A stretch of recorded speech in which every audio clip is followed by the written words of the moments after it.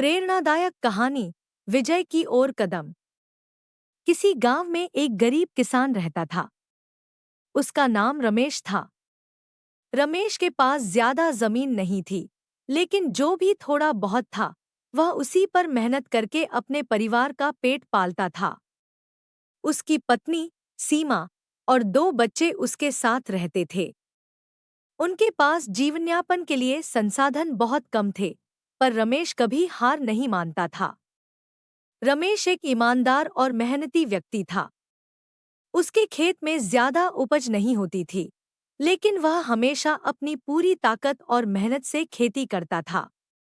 गांव के बाकी लोग उसका मजाक उड़ाते थे, कहते थे कि वह बेकार मेहनत कर रहा है। वे कहते थे, इतनी छोटी जमीन से क्या मिलेगा, तेरा भाग्य ही खराब है। पर रमेश को अपनी मेहनत और ईमानदारी पर पूरा विश्वास था। संघर्ष की शुरुआत। एक बार की बात है, गांव में बाढ़ आ गई। रमेश का खेत पूरी तरह से बर्बाद हो गया। उसकी फसल बहकर चली गई और उसके पास अगले कुछ महीनों के लिए खाने का भी कोई साधन नहीं बचा। गांव वालों ने फिर उसे ताना दिया, तुझे पहले ही कह दिया था कि मेहनत से कुछ नहीं होगा, भगवान की मर्जी के बिना कुछ नहीं होता। रमेश का दिल बहुत टूट गया, पर उसने हिम्मत नहीं हारी। उसने अपनी पत्नी से कहा, जब तक मैं जिंदा हूं, मेहनत करता रहूंगा।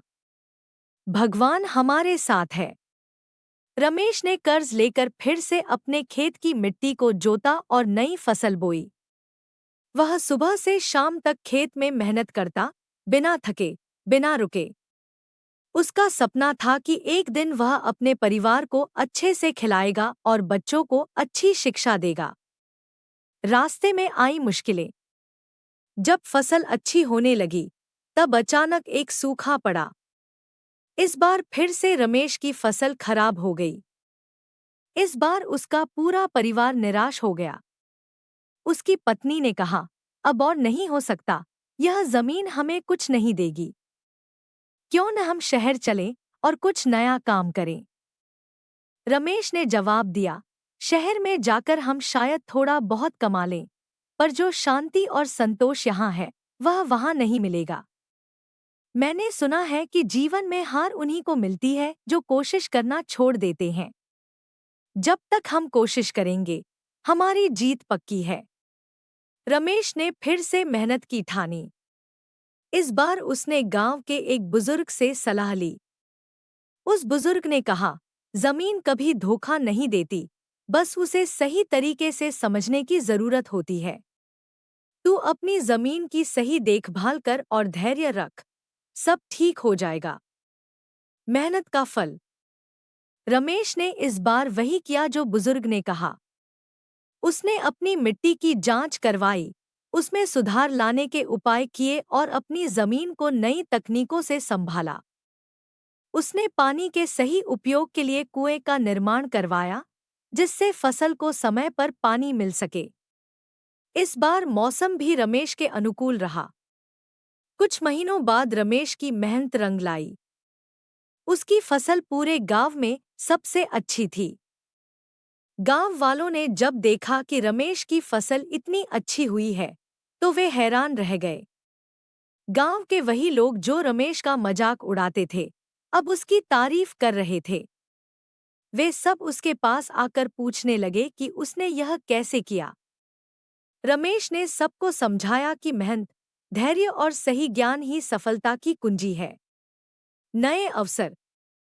अब रमेश का जीवन बदल चुका था। उसकी फसल से इतना पैसा आ गया कि उसने अपने कर्ज चुका दिए। उसके बच्चे अच्छे स्कूल में पढ़ने लगे। उसकी पत्नी भी अब बहुत खुश थी, क्योंकि उसने देखा कि रमेश की मेहनत ने उनका जीवन बदल दिया। गांव के अन्य किसान भी रमेश से प्रेरणा लेने लगे। उन्होंने भी रमेश से सलाह लेकर अपने खेतों में नई तकनीकें लागू की और उनकी फसल भी बेहतर होने लगी। गांव का पूरा माहौल बदल गया। जहां पहले लोग निराश थे, अब सबके चेहरे पर मुस्कान थी। रमेश अब गांव का आदर्श बन चुका था। लोग उसे सम्मान देने लगे और उसकी मेहनत की सराहना करने लगे। संदेश। रमेश की कहानी हमें यह सिखाती है कि जीवन में चाहे कितनी भी कठिनाइयां आएं, अगर हम मेहनत और धैर्य से काम लें, तो सफलता अवश्य मिलेगी। कभी कभी परिस्थितियां हमारे अनुकूल नहीं होती, पर हार मान लेना किसी भी समस्या का हल नहीं होता। हमें अपने कर्म पर विश्वास रखना चाहिए और बिना किसी शंका के आगे बढ़ना चाहिए। कभी कभी हमें दूसरों की सलाह भी माननी चाहिए, खासकर उन लोगों की जो अनुभव से भरे होते हैं। जैसे रमेश ने बुजुर्ग की सलाह मानी और उसने अपने खेत की मिट्टी को समझकर उस पर सही मेहनत की, वैसे ही हमें भी सही दिशा में प्रयास करना चाहिए। रमेश की तरह हमें भी यह विश्वास रखना चाहिए कि जब तक हम मेहनत करते रहेंगे, एक न एक दिन हमारी जीत अवश्य होगी। कठिनाइयाँ और बाधाएं हमारे जीवन का हिस्सा हैं, लेकिन वे हमें मजबूत बनाने के लिए आती हैं। अगर हम सच्ची लगन और ईमानदारी से अपने काम में जुटे रहें, तो जीवन में कोई भी लक्ष्य हमारे लिए असंभव नहीं होता।